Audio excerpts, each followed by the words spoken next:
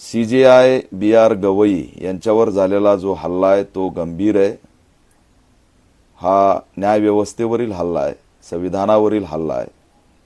सनातन प्रवृत्ती ह्या देशद्रोही भूमिकेत आहेत, देशविघातक भूमिकेत आहेत हे त्यांनी दाखवून दिलं।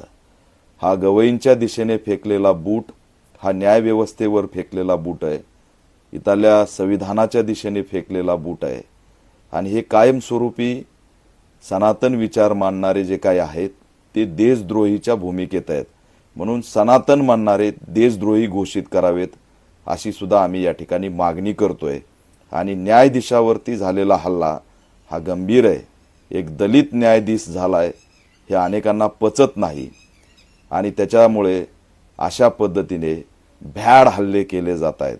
याच्यावरती कठोर भूमिका न्यायव्यवस्थेने घेतली पाहिजे आणि पुन्हा असा बूट फेकण्याची हिम्मत कुणीच केली नाही पाहिजे।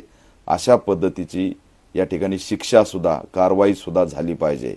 CJI BR गवई यांनी सनातन RSS यांना समजून घेतलं पाहिजे आणि आरक्षणाचं केलेलं जे काही वर्गीकरण आणि क्रिमिलियरचे निर्णय रद्द करण्याची सुद्धा पुन्हा भूमिका घेतली पाहिजे असं सुद्धा आव्हान या माध्यमातून मी करतो।